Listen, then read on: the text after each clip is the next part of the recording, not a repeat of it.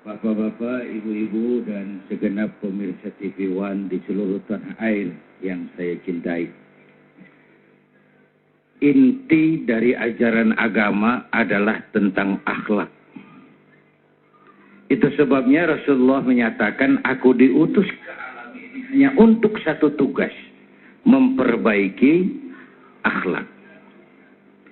Kepada siapa kita harus berakhlak? 3. Pertama, kita ini harus berakhlak kepada Allah. Itu yang terpenting dulu. Ini fondasinya. Bagaimana cara berakhlak kepada Allah? Caranya 2. Pertama, jangan menyekutukannya dengan sesuatu pun. Yang kedua, jangan menyembah kecuali hanya kepadanya. Dari sini timbullah etika otonom.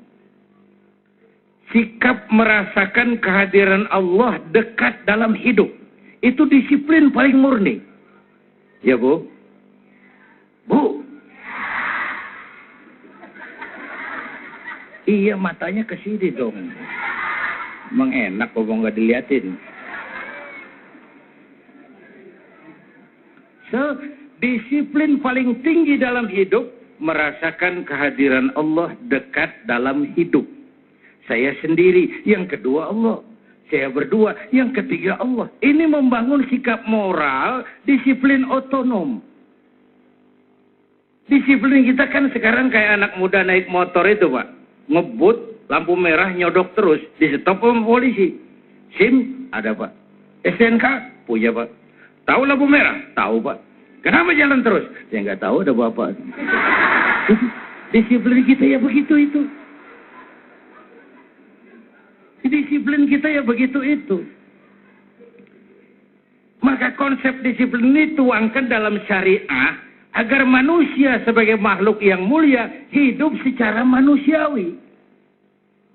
Bahwa laki-laki senang sama perempuan. Senang nggak? Normal. Kalau nggak senang saya ragu-ragu itu. Perempuan suka laki-laki normal. Islam membentuk disiplin lewat namanya syariah. Kau laki-laki suka apa perempuan? Perempuan suka sama, oke, boleh. Lewat sini loh. Lewat pintu yang disebut nikah. Nikah. Ayam nggak punya disiplin. Kalau sudah datang syahwat, jadi nggak peduli banyak orang apa enggak. Dan nggak usah peduli ini ibu saya apa bukan. Namanya juga ayam. Salah satu keuntungan kiai dalam Islam, kiai boleh kawin. Jujur Pak, saya kalau kiai nggak boleh kawin, saya pilih berhenti jadi kiai, Pak. Rontok rambut, Pak.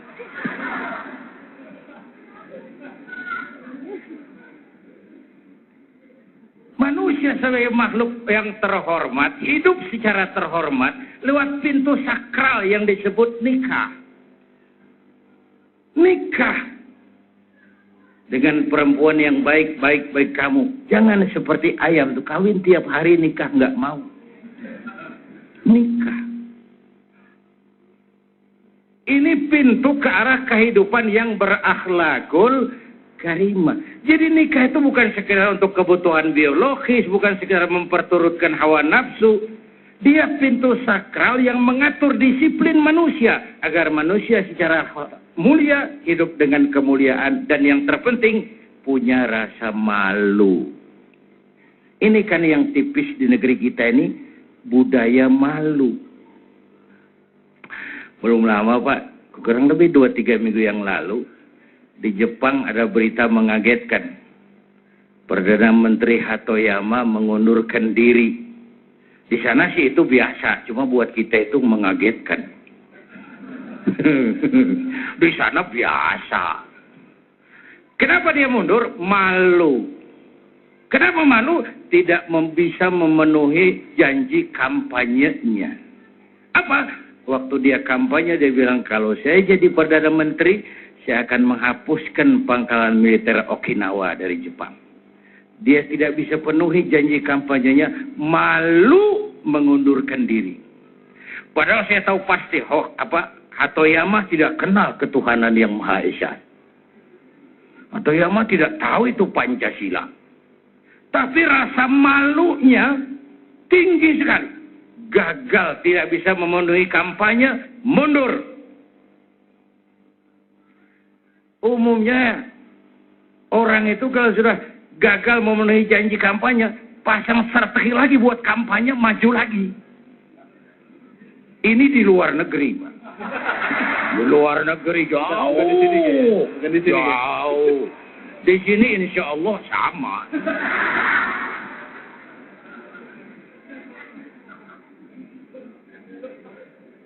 Di Jepang, kereta api tabrakan, Menteri Perhubungan mundur. Kenapa? Malu.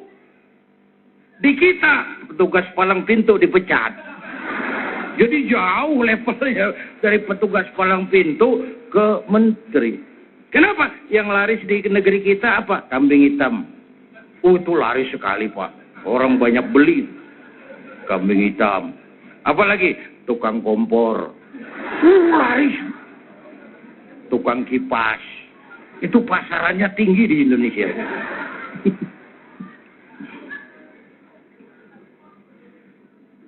Kemelutnya dalam bidang penegakan keadilan juga begitu. Ada orang teriak, ada maling sapi tuh. Yang dibilang maling sapi nunjuk lagi, alah dia juga nyolong ayam. Kapan mau beres urusan? Nanti yang nyolong sapi cari dalil lagi. Demi Allah Pak, saya nggak nyolong sapi. Saya tuh nyolong tambang. Cuman saya nggak tahu ujungnya ada sapi. Lebih enteng lagi urusan. Jadi pabaliut. Karena kita nggak dewasa. Akhlak kepada Allah. 13 tahun Nabi melaksanakan ini di Mekah. Menanamkan tauhid, menanamkan akhlak kepada Allah, pasang pondasi. Dengan hitungan, kalau pondasi kuat, apapun yang mau bangun di atasnya aman. Kalau pondasi rapuh, bangunan runtuh. Bangunan bagaimana pondasinya. Orang hidup bagaimana kualitas keimanannya. Kita tidak mungkin membendung teknologi modern. Itu sebabnya dari awal Quran kasih peringatan, Iqra, tapi harus bismi rabbika. Kalau Iqra dilepaskan dengan bismi rabbika, sekarang hasilnya ilmu pengetahuan jadi bencana. Hasil teknologi jadi musibah. Karena Iqra tidak bergandengan dengan bismi rabbika. Baca, tapi harus dengan nama Tuhanmu. Baik, terima kasih banyak. Oke, nanti kita akan lanjutkan lagi. Rasulullah SAW bersabda, dan sungguh kalian akan mengikuti jejak langkah orang-orang sebelum kamu, sejengkal demi sejengkal, dan selangkah demi selangkah. Hingga meskipun mereka masuk ke lubang biawak, niscaya akan mengikuti juga. Para sahabat bertanya, ya Rasulullah, apakah mereka itu adalah orang-orang Yahudi dan orang Nasrani? Rasulullah menjawab, siapa lagi kalau bukan mereka? Ya, pemirsa, Damai Indonesiaku akan segera kembali. Kita akan membahas lagi tentang bagaimana perzinahan dan juga budaya di Indonesia ini sudah mulai meninggalkan nilai-nilai Islam. Jangan kemana-mana, tetaplah di Damai Indonesiaku. Allah Subhanahu wa taala berfirman, A'udzu billahi minasy syaithanir rajim. Bismillahirrahmanirrahim. Wa la taqrabuz zina innahu kana fahishah.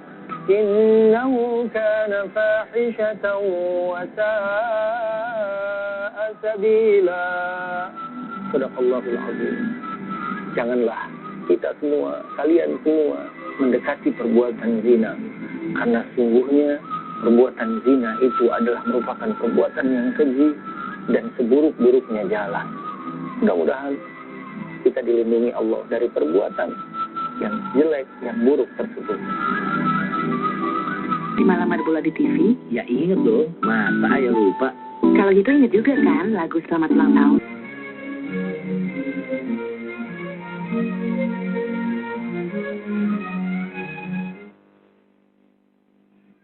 Bapak Ibu pemirsa TV One, ada sebuah hadis berisi tentang analisa ke depan. Rasul menjelaskan inna min asratis sa'ah, di antara tanda-tanda kiamat. Gak usah mikirin kiamat beneran lah, ngeri. Saya juga gak pengen nemuin. Ini kiamat yang sering kita temuin. Hancurnya sendi-sendi kehidupan sosial. Merajalelanya munkarat dan maksiat. Yang munkar menjadi ma'ruf, yang ma'ruf dianggap munkar. Yang tercela diburu orang, yang terpuji dihindari orang. Yang mestinya hina dihormati. Yang mestinya terhormat dihinakan. Terjadi penjungkiran nilai. Tuntunan jadi tontonan. Tontonan dianggap sebagai tuntunan. Inna min asratis sa'ah. Di antara tanda-tanda kondisi sosial itu. Pertama, ayyurfa'al ilmu. Ilmu diangkat oleh Allah. Banyak sesuatu sudah nggak dikerjakan ahlinya lagi. Kiai sama dukun tipis bedanya. Benar-benar. Pemburu hantu pakai sorban. Nanti kiai pakai helm. Absurd, urusan jadi samar. Siapa pakai apa, siapa mau jadi apa, nggak urusan sekarang ini. Atas nama demokrasi, atas nama kebebasan hak asasi. Banyak persoalan sudah tidak lagi dikerjakan sama ahlinya. Diangkat ilmu. Padahal saya pernah punya ungkapan, ilmu bikin hidup jadi mudah. Seni bikin hidup jadi indah. Agama bikin hidup jadi terarah. Dengan ilmu hidup jadi mudah. Abad kita sekarang kan knob life. Hidup tekan ke knob. Ya, mau tahu apa tentang klik, klik, klik, klik. Kelihatan di layar. Knob life. Hidup tekan ke knob. Sebagian besar rakyat kita masih hidup tekan perut. Ilmu bikin hidup jadi mudah. Aspek ibadahnya terasa tuh. Dulu tahun 50-an, kita orang Indonesia nih kalau pergi haji ke Mekah 6 bulan, Pak. Tahun 50-an. 6 bulan. Orang udah lupa, dia baru pulang tuh. 6 bulan. Yang ada coba kapal laut tuh. 2 minggu perjalanan. Pulang pergi 1 bulan. Mekah Madinah onta. 1 minggu itu Mekah Madinah pakai onta.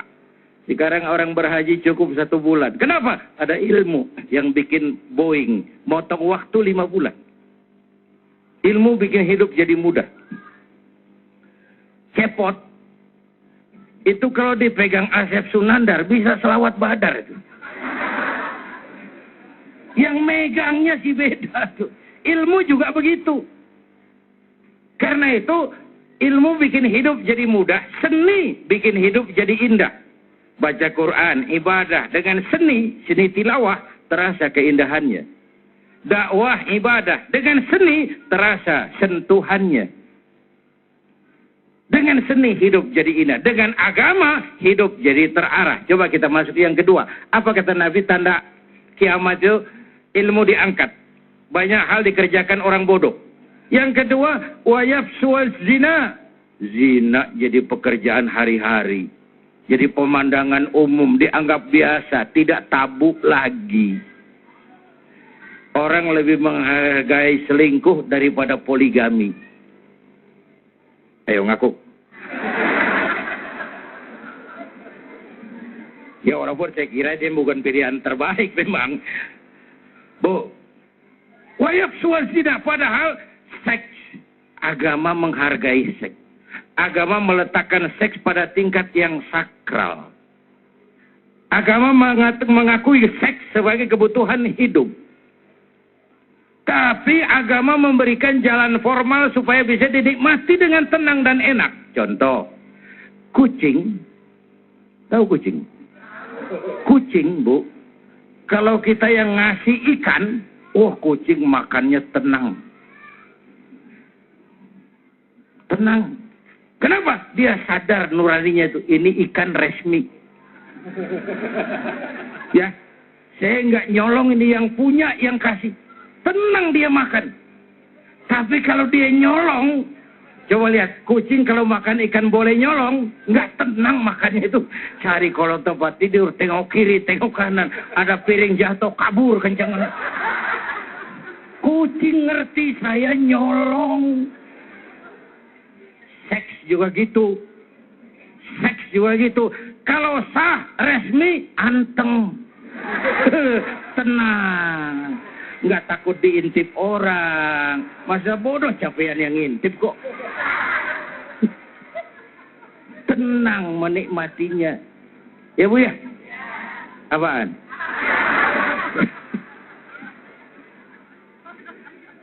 Coba Quran bicara seks itu sopan sekali bahasanya. Coba. Nisa'ukum harsul lakum. Masya Allah, Quran tinggi bahasanya, sopan kalimatnya, dalam filsafatnya. Istrimu adalah sawah ladangmu. Ya Allah. Sawah. Istrimu adalah sawah ladangmu. Cangkulah sawah ladangmu menurut cara yang kamu suka. Teknik mencangkul terserah kamu. Oh, nyangkul sambil mundur juga boleh. Asal yang dicangkul sawah sendiri. Nah, ya. Jangan coba-coba nyangkul sawah tetangga. Baik, terima kasih banyak Kiai. Jadi mesti nyangkul ini nyangkul sawah sendiri ya. Jadi tadi Kiai lebih baik poligami Kiai ya. Oh, saya nggak bercanda. Saya nggak bilang begitu. Ya, Cuma ya. saya setuju kalau ada pendapat begitu. Ini ilmunya Pak Priyo. Baik, kita jawab dulu. Halo, assalamualaikum.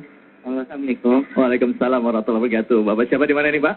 Bapak Waldi Bapak Waldi di Cawang. Cawang. Silakan Pak Waldi. Pertanyaannya apa kepada Kiai? Assalamualaikum Pak Kiai. Waalaikumsalam.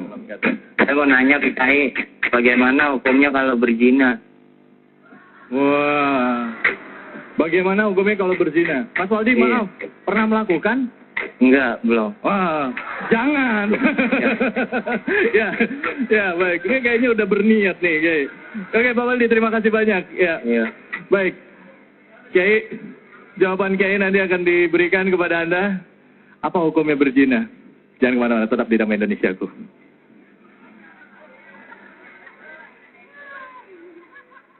Allah Subhanahu wa taala berfirman dalam surat An-Nur ayat 31. Katakanlah kepada wanita-wanita yang beriman, hendaklah mereka menahan pandangannya dan memelihara kemaluannya, dan janganlah mereka menampakkan perhiasannya kecuali yang memang biasa tampak daripadanya, dan hendaklah mereka menutupkan kain kerudung ke dadanya, dan janganlah menampakkan perhiasannya kecuali kepada suami mereka.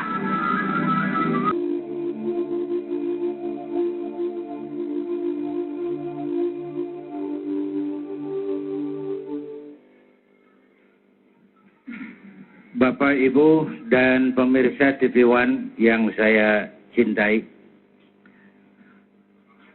Tadi ngomong apa sih? Hah? Poligami. Zina dikerjakan terang-terangan. Tanda kiamat. Orang merasa itu lumrah saja. Lalu tanda berikutnya wayushrabal khamru. Arak jadi minuman kebanggaan. Apalagi sekarang oplosan tuh. Udah berapa banyak yang jadi korban. Dan ini terus terang saja tidak kurang peran dari apa yang namanya media. Kita nggak bisa nyalain medianya barangkali. TV kita nggak bisa salahin. Yang megang remote.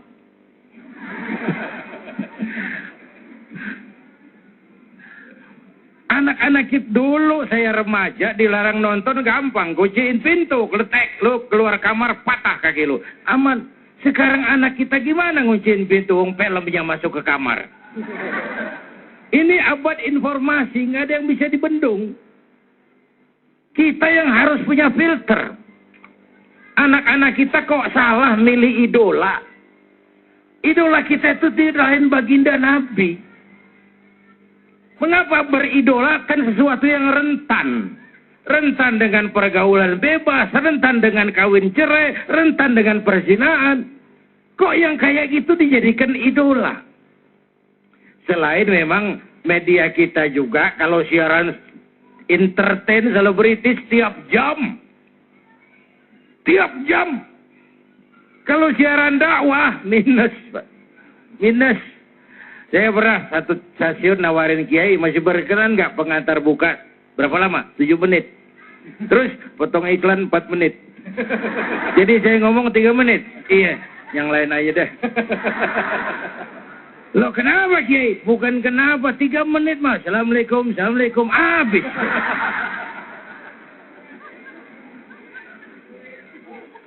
Nanti yang malam ada lagi tuh 25 menit, 45 menit siaran dakwah. Formatnya dibikin murni entertain. Satu kiai kumpul sama 4 pelawak. Tenggelam kiainya. Oh pelawaknya 4. Sebutannya dikasih jam tayang penuh, sentuhan rohani Islam. 1 jam penuh, jam 3. Yang ratingnya jeblok. Jam 3 dekat subuh. Kampret yang mau nonton. Maaf, mumpung ada Pak Karni ini. Nanti kita minta pendapat beliau tentang media. Tapi kalau tentang kehidupan selebritis, Anda lihat kan, itu cost productionnya murah, ratingnya tinggi, iklan banyak masuk, mama demen bener nonton. Lu ngaku. Jadi anak kita kalau ditanya siapa Khalid bin Walid, nggak tahu. Siapa Umar bin Abdul Aziz? Tahu. Apa sih yang kamu tahu? Katanya Anang sama Syahrini. Ya sekedar ngambil contoh aja, contoh. Sama si Anu katanya Anu. Kata siapa? Kata si Anu.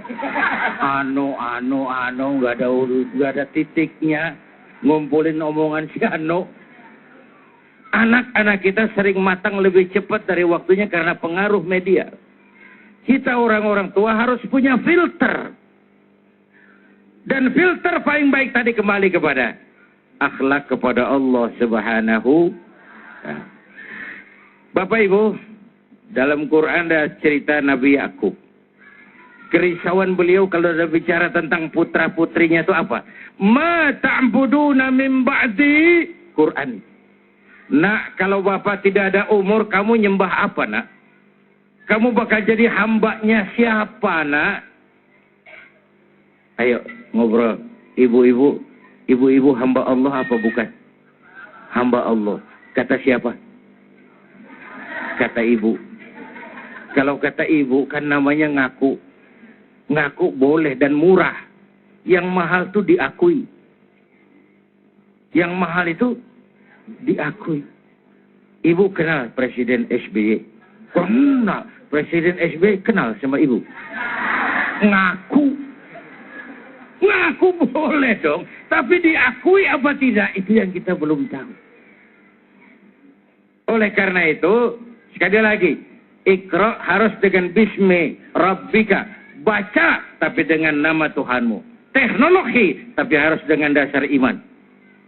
Kekuasaan ada manfaatnya kalau dipegang tangan orang beriman. Popularitas bahkan kalau jatuh di tangan orang beriman itu sih sampah. Tapi kalau dinikmati itu racun. Ibu tahu racun? Tahu racun? Lawannya madu. Lawannya, ibu kalau ada racun ada madu, ibu pilih di racun apa di madu?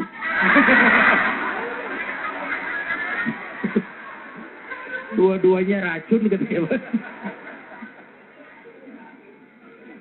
Baik, terima kasih banyak Kiai. Masih ada satu pertanyaan yang tadi belum dijawab Kiai sebenarnya. Hukumannya untuk perzina itu apa sih Kiai? Ya, sebelum nanti kita masuk ke jadikan mungkin bisa dijawab dulu Kiai tentang masalah perzinahan ini. Hukumnya apa di Islam? Iya, dalam fikih zina itu 2 macam. Ada zina muhsan dan ghairu muhsan. Zina muhsan, zina yang dikerjakan oleh orang yang sudah berkeluarga. Itu hukumannya lebih berat. Dipendam badannya separuh badan, dilempari batu sampai mati. Ada yang ghairu muhsan. belum berkeluarga, belum bersuami istri, itu dirajam, dicambuk sebanyak 100 kali punggungnya. Tapi yang lebih berat saya mau sampaikan bukan itu, sanksi sosial, Pak. Sanksi sosial. Masyarakat itu punya hukum yang tidak tertulis, tapi kekuatannya lebih dahsyat dari hukum tertulis. Itu yang luar biasa. Sama juga kalau suami ibu korupsi, ibu ke pasar, pedagang pada bisik, bininya koruptor. Ini hukum sosial. Anak kita pergi sekolah, anaknya koruptor. Ini hukum sosial, lebih berat daripada hukum. Dan saya tidak suka membagi-bagi dosa, ada dosa kecil, dosa gede. Itu pada tingkatan awam. Tapi pada tingkatan batin kita lebih tinggi, jangan lihat besar kecilnya dosa yang kau kerjakan dong, tapi lihat kepada siapa dosa kau lakukan. Jangan juga lihat besar kecilnya sebuah nikmat, tapi lihat siapa yang kasih itu nikmat. Saya kasih contoh, ibu ketemu Presiden SBY, dikasih duit 10.000 rupiah, seneng nggak? Kemana-mana cerita nggak? Padahal 10.000. Tapi yang ngasih Presiden. Bagaimana kalau yang ngasih Allah? Jangan lihat besar kecilnya pemberian, jangan lihat besar kecilnya dosa yang kau kerjakan, tapi kepada siapa dosa kau lakukan. Siapa yang berikan itu nikmat. Dan nikmat akan berubah menjadi bencana kalau kita tidak pandai mensyukurinya. Popularitas, penghargaan orang itu sering jadi racun. Ya Bu ya? Apa sih bedanya saya dengan saudara-saudara? Sama, kita kesini untuk cari ridho Allah. Sama. Cuma saya ngomong, saudara dengerin. Apa berarti saya lebih hebat dari saudara? Setan. Nggak ada bedanya. Saya bisa ceramah juga karena ada yang dengerin. Benar. Baik. Hebat saya pidato 2 jam, menggelegar, berkobar, membakar. Yang dengerin nggak ada. Paling kata Hansip itu Ustaz sudah lama begitu ya. Terima kasih banyak Kiai. Kita akan lanjutkan lagi. Tadi Kiai sempat menyinggung tadi mengenai masalah pergaulan bebas ya. Bahwa ada peran media juga. Kebetulan di sini ada Pak Karni Ilyas Pak. Nanti mohon izin Pak, bisa diskusi tentang peran media Pak ya. Jangan kemana-mana, tetaplah di Damai Indonesiaku.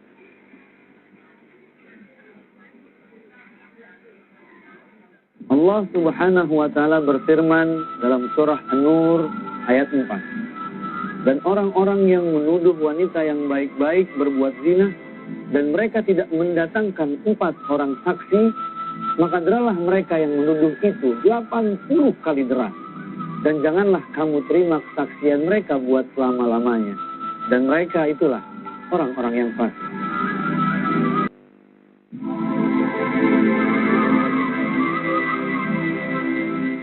Raisya Ali Said mungkin menjadi salah satu korban penculikan yang paling menyita perhatian media massa.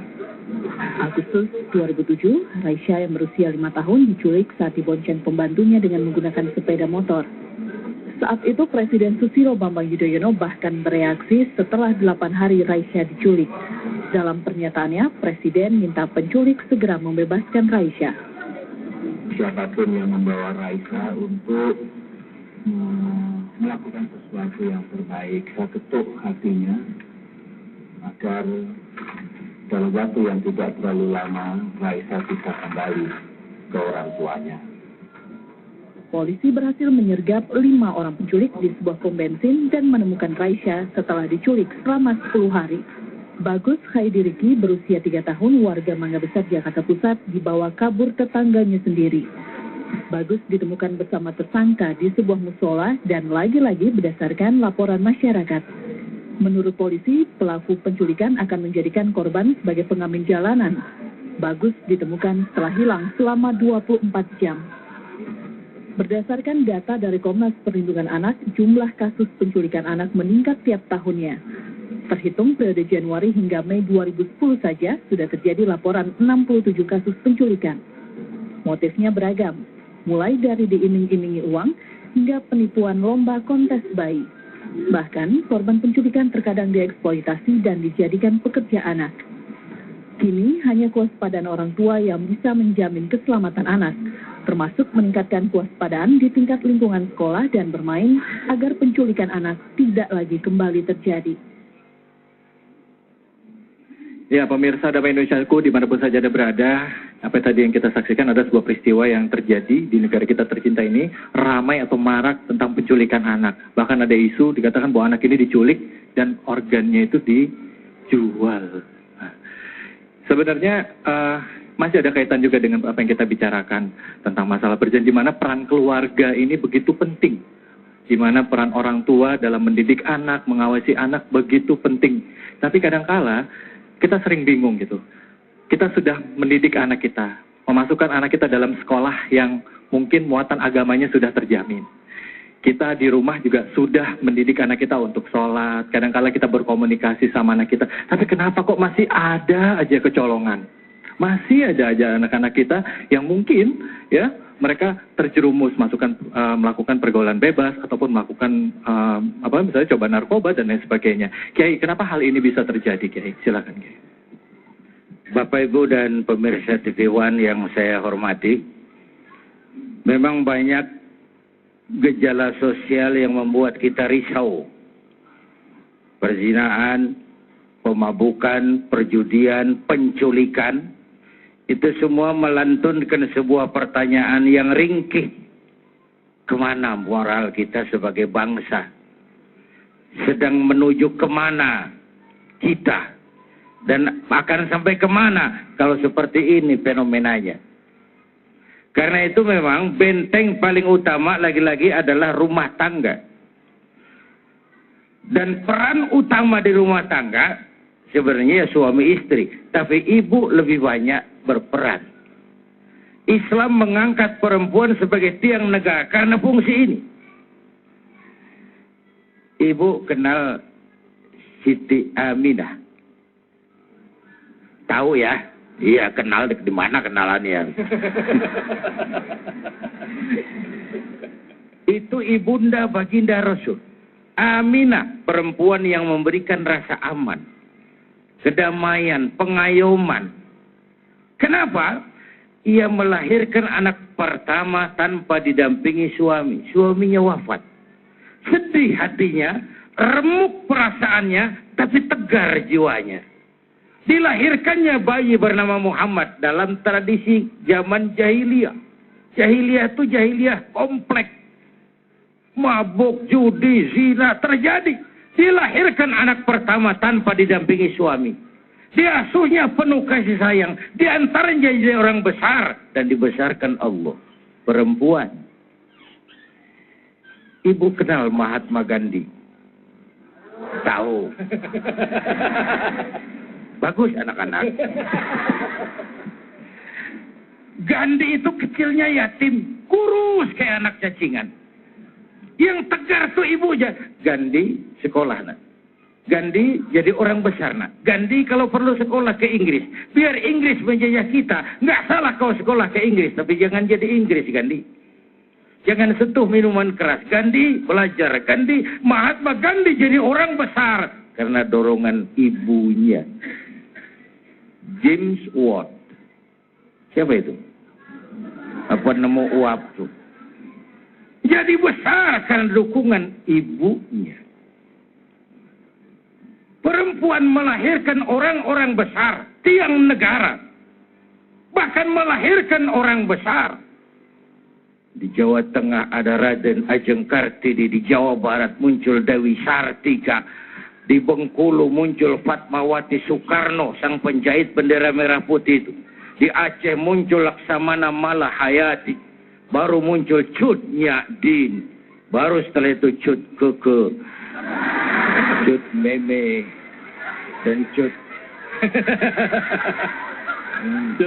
Cut.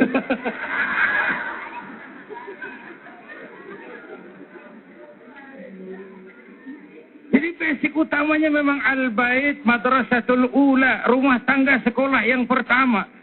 Guru anak-anak kita, ibu bapaknya. Ini sekarang zaman kita, banyak orang bisa memberi contoh, tapi sedikit orang bisa menjadi contoh.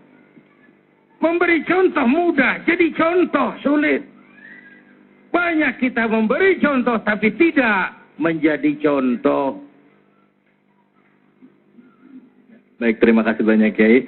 Nah, tadi kita sudah mengambil beberapa kesimpulan penting. Banyak orang tua ya meminta anaknya untuk ini tapi tidak bisa memberikan contoh. Nah, saya rasa tepat sekali bicara mengenai masalah pendidikan. Kebetulan hadir di sini Ibu Haja Elia Rizwan. Assalamualaikum Ibu. Ibu, bicara mengenai pendidikan Bu. Kadangkala kita sebagai orang tua suka merasa lelah atau letih dalam konteks begini pada saat kita sudah melakukan yang terbaik, tetapi kok seperti yang saya katakan tadi masih saja kecolongan. Kira-kira kekurangannya itu di mana sih Ibu Eli? Apa yang harus kita lakukan? Silakan Bu. Terima kasih. Bapak Ibu yang saya muliakan, Ustadz yang saya muliakan juga, dan para pemirsa yang saya hormati di rumah, Assalamualaikum warahmatullahi wabarakatuh. Yang pertama sekali kalau menjawab pertanyaan Mas David adalah karena kita, kalau saya boleh mau bertanya nih sama bapak-bapak, boleh nggak saya berdiri? Boleh, silakan Bu. Silakan. Nanya Bu. Bapak-bapak yang berada dalam ruangan ini yang saya hormati, ada nggak di antara bapak-bapak yang dulu sekolah untuk menjadi ayah? Ibu-ibu sayang yang di sini, yang di rumah maupun yang di bawah, ada nggak yang dulu sekolah untuk menjadi emak, menjadi ibu? Itu. Pertamanya itu permasalahannya adalah karena kita nggak sekolah jadi orang tua, kita sekolah untuk menjadi ahli dalam bidang kita masing-masing. Ya, sekarang ini ada revolusi teknologi. Ya, anak bisa berselancar di dunia mayanya hanya dengan satu buku jarinya, Rp1.000 sehari. Tapi tidak terjadi revolusi pengasuhan menghadapi revolusi teknologi. Sekarang Bapak Ibu pasti semuanya punya handphone, iya kan? Ngasih handphone juga sama anaknya, betul? Oke, sekarang siapa yang bisa kirim bukan SMS tapi MMS? Kan? Nah, jadi inilah kecolongan besar kita karena kita gagap teknologi. Seandainya saya lemparkan ini kepada ibu kira-kira akan gimana? Ibu tangkap. Ibu, ya, itu. Ibu akan siap menangkap bola saya. Ya, itu disebut bahasa Sundanya antisipasi. Ya, tetapi kita yang datang badai teknologi, kita nggak punya antisipasi sama sekali terhadap itu. Kecolongannya di situ. Kita kasih perangkat teknologi ke tangan anak kita, kita tidak bisa menggunakannya. Ya, dulu Mas Khalid dibilang kira-kira 2-3 minggu yang lalu, ya para ahli pakar teknologi masih bilang bahwa anak-anak kita itu penghuni asli dunia gadget. The native gadget bahasa Jawanya. Sekarang kita imigran gadget. Kita orang pendatang ke dunia gadget itu. Sekarang yang terjadi 3 minggu yang lalu, para ahli digital dunia berkumpul di Amerika. Mereka bilang anak-anak kita sekarang the right now generation, generasi sekarang juga. Untuk menjadi orang tua, the native gadget saja kita kelimpungan. Kita kasih perangkat ke tangannya, kita tidak bisa menggunakannya. Konon lagi menjadi orang tua generasi sekarang juga. Dia download dengan gampang, unduh dengan gampang semua gambar yang tadi Ustadz udah bahas. Dalam hitungan detik, 1 buku jarinya masuk. Gitu. Ya. Dan kepanasan. Kalau kepanasan aja, para ibu dan bapak yang saya muliakan, nggak apa-apa. Tapi itu, kalau gempa punya potensi tsunami, pornografi punya potensi merusak otak 2 kali lipat dari narkoba. Sudah? Jadi sekarang gitu loh, kalau menjawab pertanyaan tadi, di mana bolongnya? Karena kita terlalu lama abai, terlalu lugu, terlalu, kalau zaman dulu Ustadz pasti hafal nih. Saya kan hampir seumuran tuan saya. situasi aman terkendali. Bapak merasa, ibu merasa memberikan perangkat kepada anak, situasi aman terkendali. Enggak, anak kita right now generasi sekarang juga. Dia dapatnya sekarang juga, begitu ada razia dia hapus sekarang juga. Enggak ketemu. Ya, baik, terima kasih banyak. Jadi kesimpulannya bahwa kita sebagai orang tua jangan kalah sama anak-anak ya Bu ya. Juga harus tahu pada saat kita memberikan alat atau gadget kepada anak, kita juga mesti tahu selami dunia anak. Apa yang terjadi pada anak kita selami dunia anak, sehingga kita bisa mudah mengawasinya. Jangan hanya sekedar begitu saja. Dan juga dengan benteng agama. Begitu Pak Kiai ya, seperti tadi Pak Kiai sampaikan. Ya, baik. Sebelum kita tutup segmen ini, saya mau bertanya dulu. Ibu-ibu di sini ada yang mau kira-kira melontarkan pertanyaan kepada Pak Kiai? Silakan. Ya.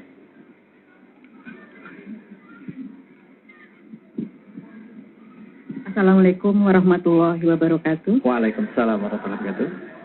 Nama saya Nana. Kebetulan tadi Ibu Eli juga barusan membahas mengenai kemajuan teknologi ini ya.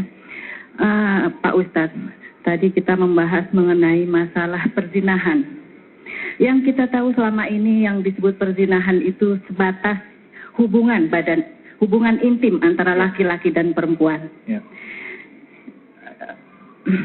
Dengan kemajuan teknologi yang sekarang ini, dengan mudahnya kita bisa berhubungan dengan siapa saja, baik itu sesama jenis ataupun dengan lawan jenis, di mana sekarang ini lagi model-modelnya Pak, untuk kita menyebut lawan jenis kita ataupun siapapun dia dengan sayangku, cintaku, di mana bisa saling merayu. Yang ingin saya tanyakan adalah apakah hal ini bisa dikategorikan sebagai perzinahan? Terima kasih. Baik.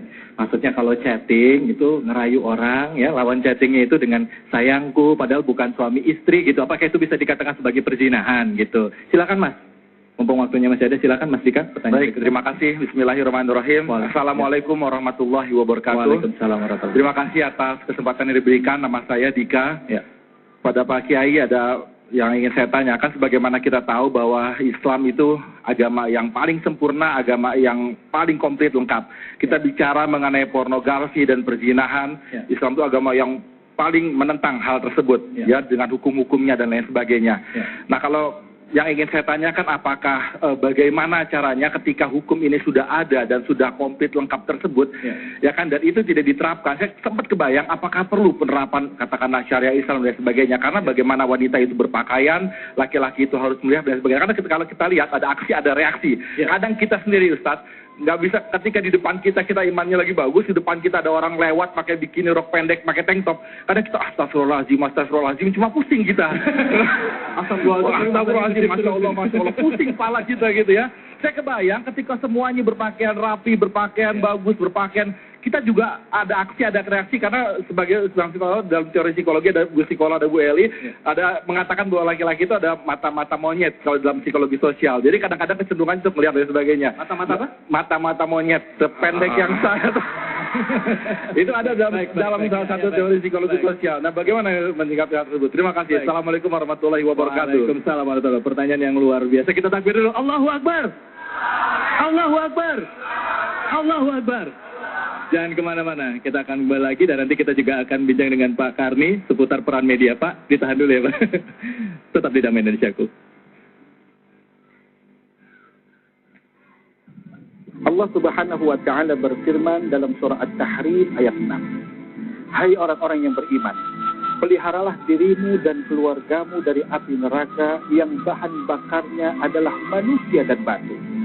Penjaganya malaikat-malaikat yang kasar, yang keras, yang tidak mendurhakai Allah terhadap apa yang diperintahkan kepada mereka, dan mereka selalu menjalankan apa yang diperintahkan.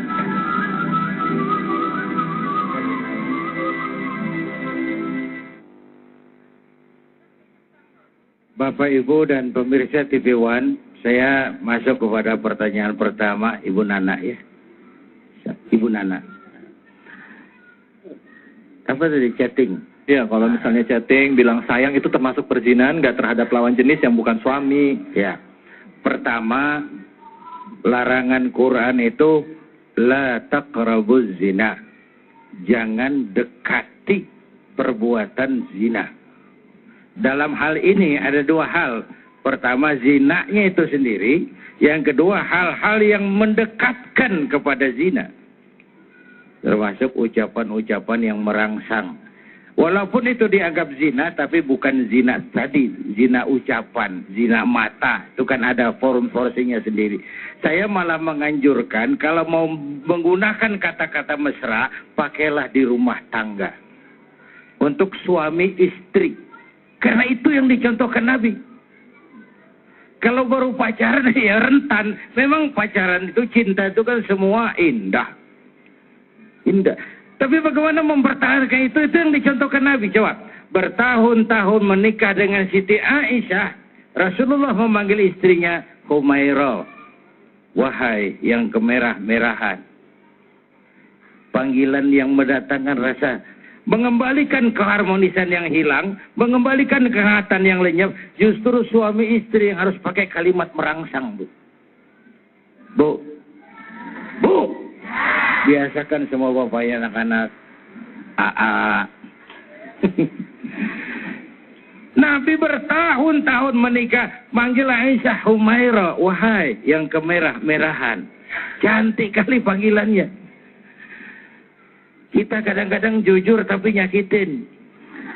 Istrinya hitam, tem sini tem. Perlu kalimat-kalimat indah, mesra, mengembalikan kehangatan, mengembalikan keharmonisan. Perlu, tapi pakai untuk suami istri. Buat anak-anak kita, boya yang wajar saja, jangan berlebihan. Itu saja saya kira. Yang kedua tentang syariat. Ada fungsi, ada posisi. Syariat Islam itu kan tujuannya pertama, wataknya itu pertama, al-musawat bainan nas fi takalifil ahkam. Semua orang sama dalam berhadapan dengan hukum. Kalau ini watak syariat, ini juga lah tujuan kita membangun negara hukum. Yang kedua, syariat itu punya watak taklilut takalif, menyedikitkan beban. Sholat kalau tidak mampu berdiri, boleh duduk. Yang ketiga, ada mulharaj, ada tahapan dalam pelaksanaannya. Karena itu yang tidak disukai Islam adalah sikap yang berlebihan. Cintailah sesuatu sekedarnya. Bencilah sesuatu sekedarnya. Jangan mengidolakan orang berlebih-lebihan.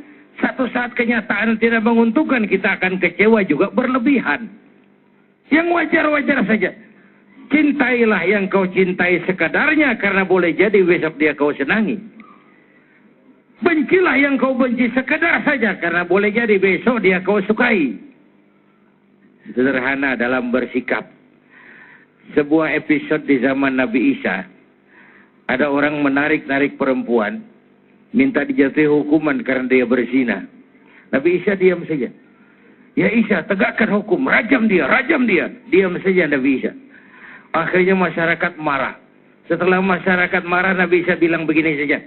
Siapa yang diantara kamu merasa tidak punya dosa, silakan hukum ini perempuan. Akhirnya majelis bubar. Ini sebuah potret, jangan berlebihan.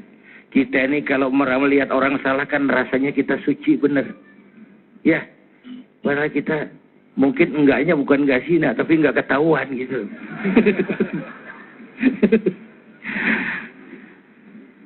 Ya, Bu. Yang salah kita perbaiki, yang belum tahu kita beri penjelasan. Dan tetap basicnya harus kepada nilai moral. Satu hari, ini kasus kesalahan. Rasul sedang kumpul di masjid bersama sahabat. Nggak usah bayangkan masjid kita lah. Di masjid zaman Rasul, tiangnya batang kurma, batasnya pelepah kurma dilengkung-lengkung. Sedang ngobrol dengan beberapa sahabat, Ja'al Arabul Badiyah. Datang orang Arab kampung. Nggak ngerti akhlak masjid, masuk aja jelonong, nggak pakai assalamualaikum, cari pojokan masjid, kencing. Sahabat gergetan, Umar cabut pedang, mau dipedas-pedas. Kata Nabi, da'hu ya Umar, biar dia selesaikan kencingnya, biar. Biar Umar, biar. Duduk Umar. Selesai kencing dipanggil sama Nabi Arab ini. Sini, Mas. Arab dari Jawa. Itu dengerin aja, kenapa sih? Ini masjid, tempat suci, nggak boleh kencing di sini, Mas. Loh, kalau niki boten ngertos ya Rasul. Ya nggak apa-apa, kalau nggak ngerti besok jangan diulangi ya. Nggih Rasul, matur nuwun sangat loh iki. Merasa diselamati. Umar, saya ya Rasul, coba ambil air, cari ember, siramin. Kata Umar, brengsek lu. Yang kencing gue yang nyiramin.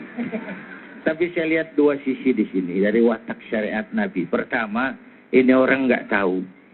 Yang nggak tahu kasih tahu. Caranya baik-baiklah. Orang belum tahu. Lain kalau orang sudah tahu. Ya, mungkin juga.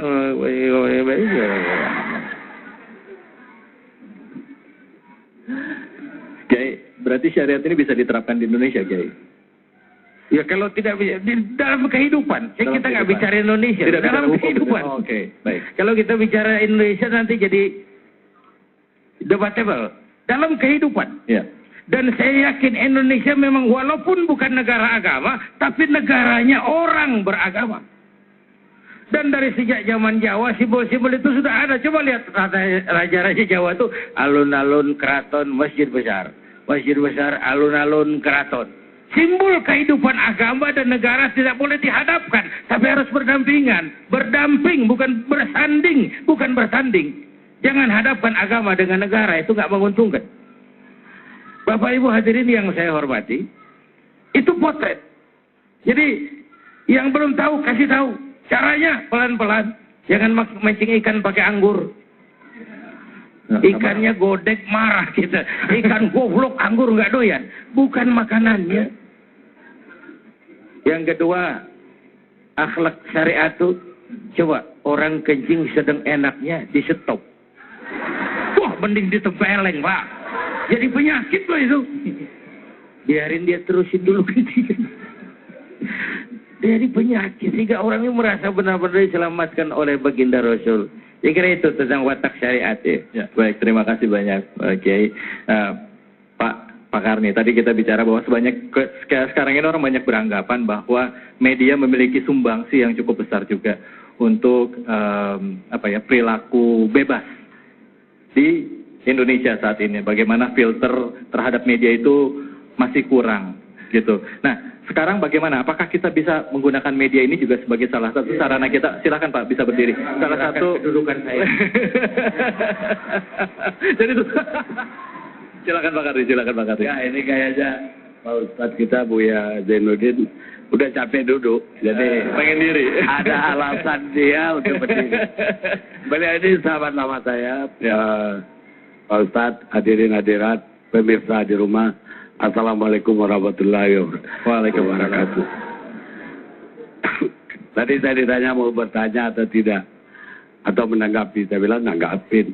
Kalau bertanya, saya mau bertanya, apa benar poligami diizinkan? Coba kalau saya baca surat An-Nisa itu ditutup. Hanya kalau kamu bisa berlaku adil, dan Allah sungguh-sungguh tahu bahwa kamu tidak akan bisa berlaku adil. Selesai, Pak Ustaz. Tapi kita fokus kita bukan itu, media. Apa yang dikatakan Pak Ustadz Buya Zainuddin MZ, sahabat saya tadi adalah benar. Bahwa media membawa semua yang buruk. Ya, tapi juga semua yang baik. Jadi hanya di Indonesia yang berkembang itu lebih banyak yang buruk. Tahyul, pornografi, gosip. Kenapa? Publik kita itu kok senang banget dengan gosip. Ada 10 televisi, 9 gosip dari pagi sampai sore atau 8, tapi laku. Karena rakyat itu betul-betul suka gosip. Jadi kita tidak bisa menghindar dari, tadi Ibu bilang revolusi teknologi, yang benar itu untuk media. Revolusi teknologi komunikasi.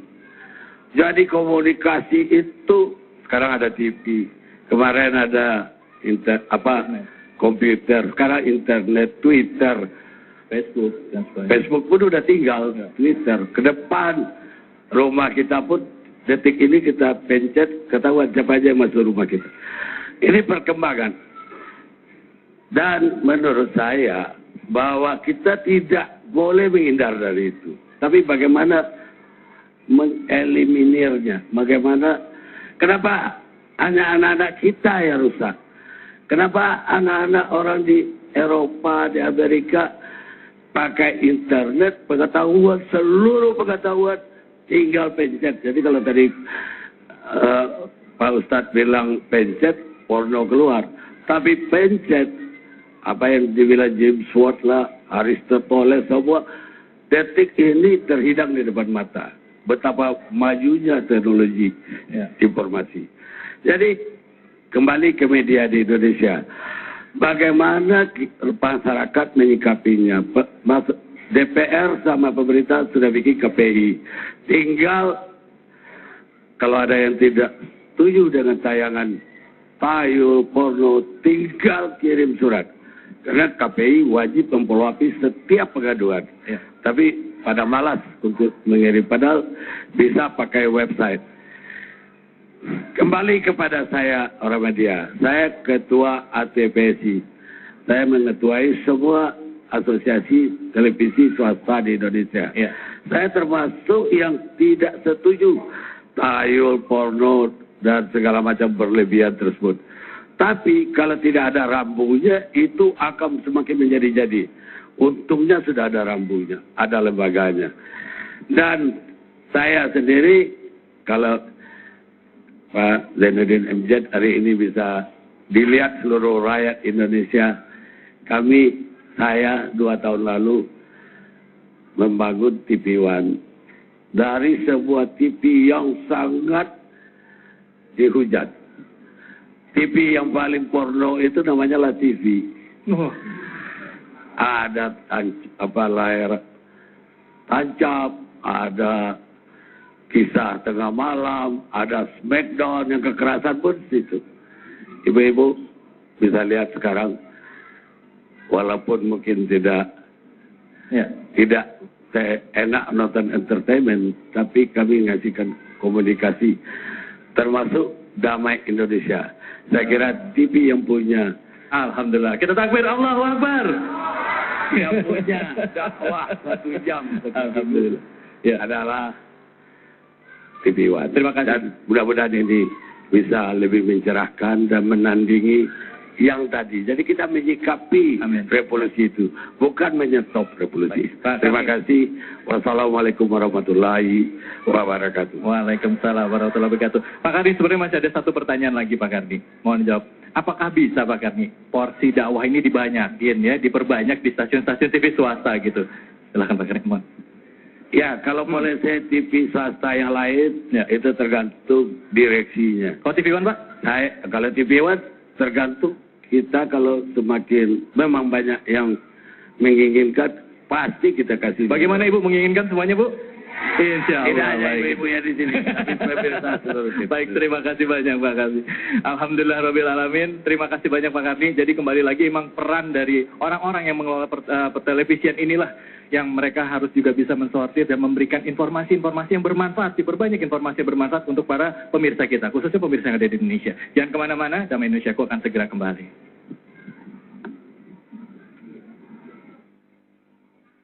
Sayyidina Ali bin Abi Thalib karramallahu wajhah pernah berpesan, jadikanlah agama itu sebagai benteng bagi negaramu dan syukur sebagai penjaga bagi nikmatmu. Maka setiap negara yang dibingkai oleh nilai-nilai agama tidak akan pernah terkalahkan. Dan setiap nikmat yang dijaga oleh rasa syukur tidak akan pernah hilang.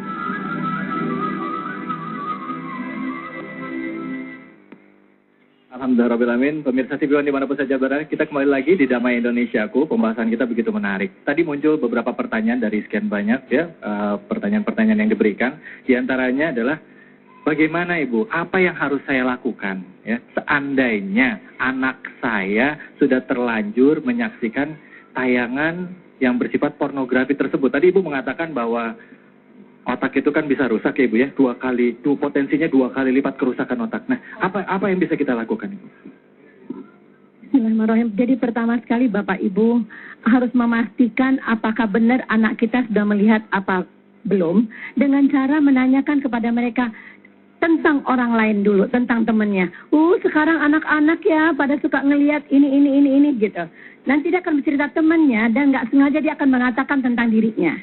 Yang kedua, kalau tahan, tarik napas panjang 3 kali, lepaskan pelan-pelan, jangan panik. Itu dulu, relax ya. Yang ketiga, baru tanya sama mereka. Jadi bagaimana perasaanmu? Bukan apa yang kau pikirkan. Kebanyakan anak-anak kita juga nggak pakai pikir dulu, perasaan dulu. Jadi tanya apa perasaannya. Apa yang kau rasakan. Keempat, baru tanya pada dia, menurutmu benar nggak nak kita sebagai muslim atau muslimah lihat hal-hal yang seperti itu? Tunggu dia menjawab. Bapak Ibu, ini penting sekali untuk tidak menasihati pada saat anak emosinya sedang bermasalah. Ya, pergunakanlah bagaimana, mungkin udah sering Ustadz menjelaskan bagaimana menggunakan cara berkomunikasi Nabi Allah Ibrahim ketika beliau akan menyembelih Nabi Ismail. Ya Ismail, aku akan ayah bermimpi menyembelih engkau, bagaimana pendapatmu?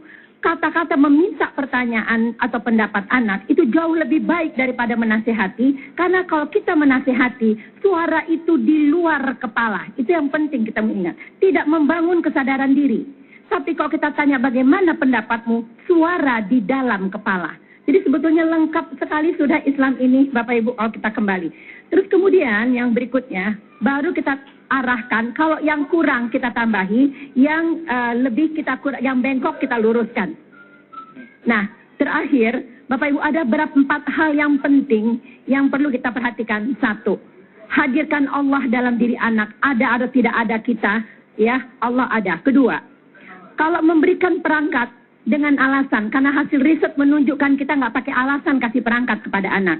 Ketiga, dengan persyaratan, dengan peraturan, ya, bahwa mama berikan ini nak, tahan pandanganmu, jaga kemaluanmu. Ini kita mungkin lupa mengatakan itu kepada anak-anak kita menyaksikan apa saja tanpa menahannya, menahan pandangannya. Ya, baik. Terima kasih banyak, Ibu.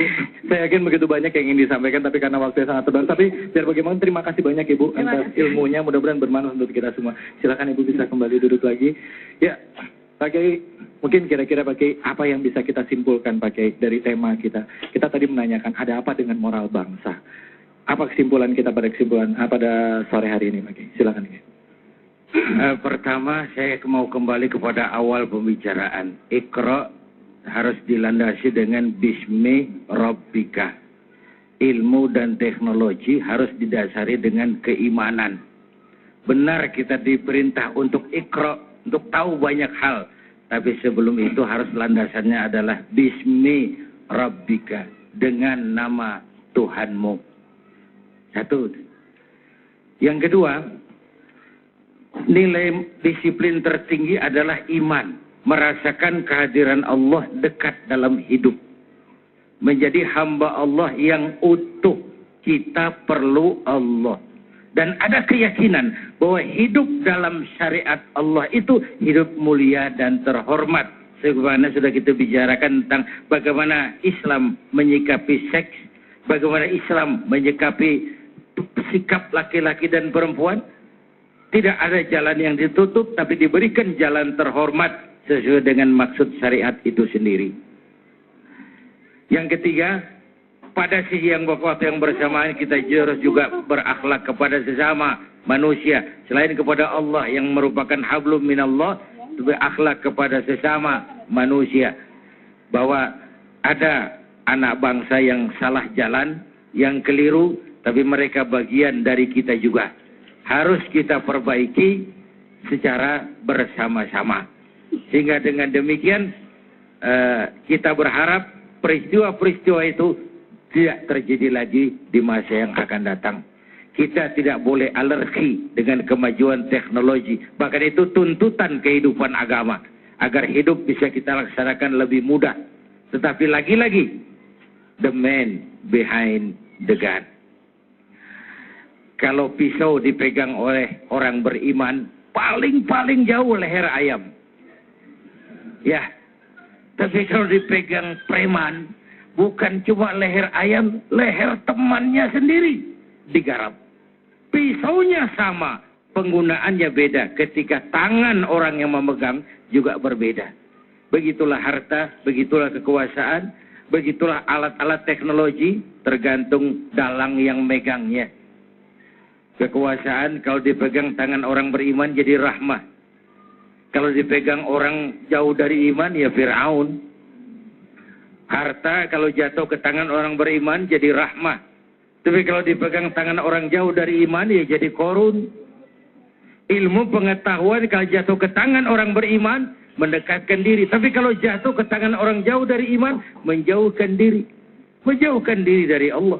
Ingat lamunan Dr. Arthur Clarke tahun 2010 katanya, bentar ini nanti 2010 sudah kita lewati, benar sekali. Kita sudah hidup dalam abad mechanical educator, mesin yang bisa ngajar. Sebentar lagi guru akan bangkrut, dosen gulung tikar, manusia belajar dari mesin. Tahun 2030 katanya manusia mendekati kecepatan cahaya. 2040 manusia melakukan penerbangan antar planet, interstellar flight. 2050 manusia sudah bisa melakukan climate control, ngatur musim. Bayangin kalau musim sudah diatur, umur dunia di tangan manusia. Tahun 2100 akan terjadi puncak kemajuan ilmu. Manusia tidak perlu mati. 2100 itu sudah ditemukan human immortality, kekekalan manusia. Para dokter sudah sedemikian jeniusnya sehingga ditemukanlah sejenis pil anti malaikal maut. Kira-kira. Tuh. Sampai situ kita kembali Quran. Kalla innal insana la yatgha ar-ra'ahus. Manusia sering lupa diri kalau melihat berada dalam kondisi yang mapan. Manusia sering lupa diri kalau merasa kondisinya mapan. Baik kemapanan itu karena popularitas, dikenal orang, karena kekayaan, karena kedudukan. Dikala itu orang mengalami proses degradasi. Kan banyak juga dalam politik orang waktu di bawah teriak, berantas korupsi, ganyang korupsi. Cuma karena belum dapat kesempatan. Begitu naik lebih gila dari yang diteriakin. Itu terjadi di mana saja. Terjadi di mana proses peluncuran nilai, proses degradasi namanya. Ya. Kehilangan idealisme awal tempat dia berangkat dulu. Dan itu Quran sudah mensinyalir. Kemajuan ilmu, Iqra, kalau lepas dari Bismi Rabbika, akan mengakibatkan manusia mengalami proses degradasi. Baik. Dikira ini. Terima kasih banyak Pak Kiai. Kesimpulannya nanti kita akan berdoa bersama. Jangan kemana-mana, tetaplah di Damai Indonesiaku. Allah Subhanahu wa taala berfirman di dalam surah Al-Ahzab ayat 21. Bismillahirrahmanirrahim. لقد كان لكم في رسول الله أسوة حسنة لمن كان يرجو الله واليوم الآخر وذكر الله كثيرا. Allah Subhanahu wa taala berfirman, sesungguhnya telah ada pada diri Rasulullah suri tauladan yang baik bagi orang-orang yang mengharap rahmat Allah dan kedatangan hari akhir, dan mereka senantiasa mengingat Allah.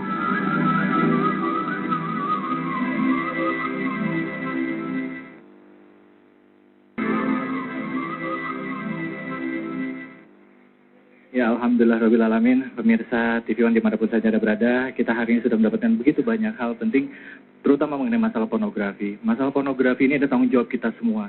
Kita di sini tidak ingin menyalahkan atau menyudutkan siapapun, tetapi ini adalah satu bahan renungan bagi kita semua. Kita doakan pada Allah, semoga kita minta saudara-saudara kita yang saat ini sedang diuji oleh Allah, diberikan hidayah, dibukakan pintu hatinya untuk bisa kembali bertobat dan juga kembali ke jalan Allah. Dan juga kita yang ada di sini juga tidak ikut-ikutan juga menyaksikan dan menyebarkan aib dan juga fitnah yang belum tentu kejelasannya. Dan juga kita harus menjaga keluarga kita, membentengi keluarga kita dengan kasih sayang, mengawasi anak-anak kita, benar-benar coba selami dunia anak-anak kita, sehingga benar-benar tanggung jawab itu benar-benar kita bisa pegang sebagai orang tua untuk membangun bangsa Indonesia ke depannya.